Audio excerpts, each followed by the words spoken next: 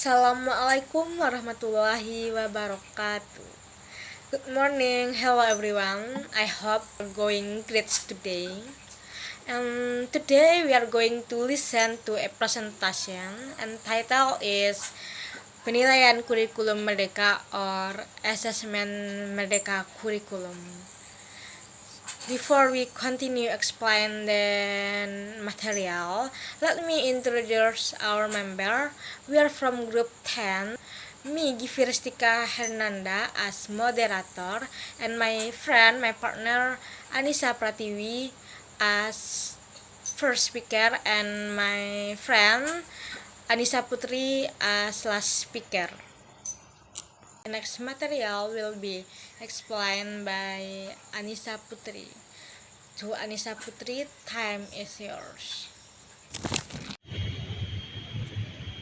Okay, thank you to moderator for giving me the opportunity to explain the first material. Okay, the first material I wanna explain background of assessment in Merdeka Belajar. Assessment in the Merdeka curriculum emerged from the Merdeka Belajar or Freedom to Learn policy by the Ministry of Education, Culture, Research and Technology, or Kemendikbud-Ristek. The previous system focused mainly on numerical score and standardized exam, such as the national examination. The new approach emphasized holistic assessment, evaluating learning process, competencies, and character development. Assessment now serves as a diagnosis to identify students' learning needs and guide differentiated instruction. According by Kemendikbud-Ristek, Guide to Learning and Assessment in the Merdeka Curriculum 2022. Okay, next material I wanna explain objective of assessment.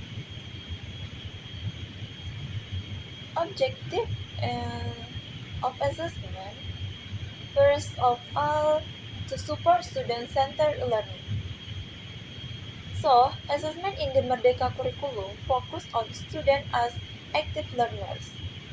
Teachers use the result to understand individual learning style, strength, and needs, allowing them to design personalized and meaningful learning experience. Second of all, to provide meaningful feedback for learning improvement. Assessment is not only about giving grades, but about offering constructive feedback that helps students recognize their progress, identify areas for improvement, and take responsibility for their learning journeys. Okay, the third of all, to access competence and character, not only academic results. So, the assessment confer cognitive or knowledge, affective or attitude and values, and psychomotor or skill aspects. This holistic approach ensures that students develop critical thinking, collaboration, creativity, and good character. Okay, the last objective of assessment is to improve the quality of the learning process through reflective teaching. Assessment helps teachers reflect on their teaching methods and effectiveness by analyzing assessment results. Teachers can adapt strategies to enhance learning outcomes and classroom engagement. According by Ministry Regulation Number 21, Assessment Guide 2022. That's all explanation material from me. Back to moderator.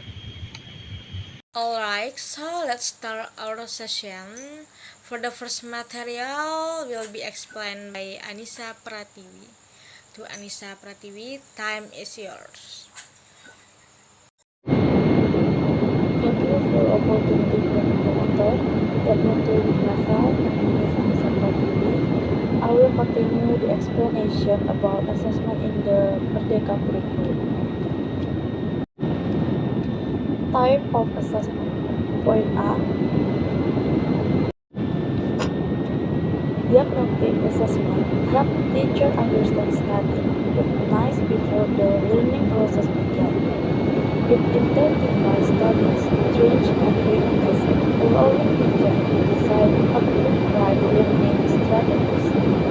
For instance, if study lack prior knowledge of concept, teacher can provide preliminary explanation before advancing to more complex topics. Point B. Formative assessment. Formative assessment is continuous and interactive. Teaching use it to improve interaction, while studying use it to identify unmet need or understanding. In other words, formative assessment is not meant to grade study but to enhance the learning process. Point C. Summative assessment. Summative assessment is carried out after instruction is completed to evaluate study overall learning outcomes. The results are often used when grading, quantification, or evaluating the effectiveness of a course or program. It helps teachers and schools determine whether learning objectives have been successfully met. 3 learning domains. Point 1. Cognitive.